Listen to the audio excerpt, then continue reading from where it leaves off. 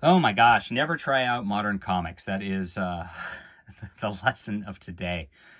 This was a bad idea. But I was at Half Price Books and I saw this for $5.99 at a 20% off coupon. So I got this for less than $5.99. I was like, hey, well, might as well. I've got all the Superman and Batgirl stuff up to this point. So why don't I just try it, see how it goes? You can tell by the cover that this is not going to be something that is going to be exciting. And we'll get into that in a second. So here's the art. It is really lame Tumblr art, and oh man, it's by Raphael Albuquerque and Hope Larson, who I'm not familiar with, is the writer. Now I like this cover all right. This looks pretty good. This is Batgirl #1, and this is for the reboot of the DC Rebirth universe or whatever.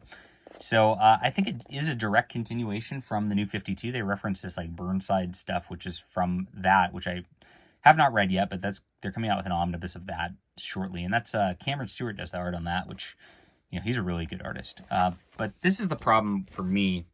You get this weird pinky background, which doesn't make sense, and you get this like very odd smirk, and you see that like her mouth looks very funky here. And this is kind of what you get. Whenever you get like girls who are smirky and quirky and that sort of thing, you're in for just like a slog of a read.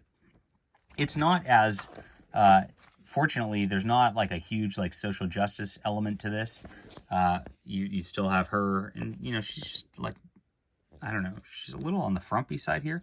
And she's got this like Asian friend who wants to be her boyfriend throughout this, and they're traveling Asia, and she's backpacking through Asia with him. And she lots of like little scenes where they like do cringy things like eat octopus and get sick.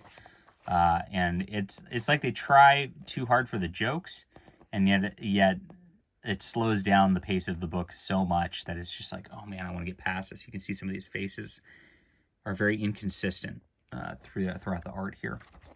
More smirking, lots of smirking. She fights like a Joker-ish looking girl who doesn't have anything to do with the Joker, it turns out. It's its own thing. And there's this like teacher and master kung fu people who she's kind of chasing down and trying to figure out who they are. And there's like this MMA fight ring thing that she ends up involved with. I don't know why this always happens in these sorts of storylines, but it does. She gets her butt kicked by somebody. And her dude's kind of cagey. I guess this is a chick who she's fighting. It looks like her boyfriend or whatever it is in this. Yeah, gotta see. That's him. That's her, I guess. Them, they, them. I don't know. Some more inconsistent art. They're just trying too hard for expressiveness, and she just looks like kind of grumpy the whole time. Look at this weird piece of art here. I don't know. Yikes. So he ends up like involved in this thing where he's like got some drug in his stomach or something like that. That is supposed to be worth a lot. And, some of this art's okay. Like, I like that a little bit. But like I said, it's just all over the map. So it just doesn't quite work out overall. And, he was supposed to deliver it. It's gonna get him a ton of money. And then like all these like Yakuza-y type people are coming after them. And Batgirl's got to let go of her past to get into her future, says some like weird sensei lady. This is a pretty good action shot right here for the splash. Like I said, it's not bad. It's just like inconsistent all the way through. And eventually she figures it out and, fights the bad girls who are trying to take care of these things, and then goes back to Gotham at the end.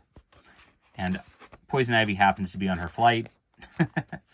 And they have a little fight through here, and then they don't remember what happens afterwards because of like some strange thing. They thought it was a dream, and they get back.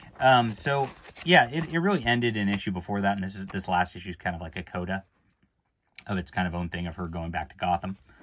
Like I said, the art's a little inconsistent. It's not horrible. There's good parts. There's bad parts. I kind of like the coloring. I think the coloring fits Batgirl very well. It's like a soft coloring. But overall, forgettable story. It's paced too slow. The jokes really fall flat. And, I kind of just long for the old days where they'd tell stories a little bit faster. So, yeah, it's not as bad as I thought, but it wasn't worth the read either, is what it comes down to. So, I'd give this like a 6 out of 10. And, maybe the next volume gets better. If I find it at half price books for nothing, then I'll pick that up. If not, definitely not going to be searching this out. Hit that like and subscribe button. We'll be back soon.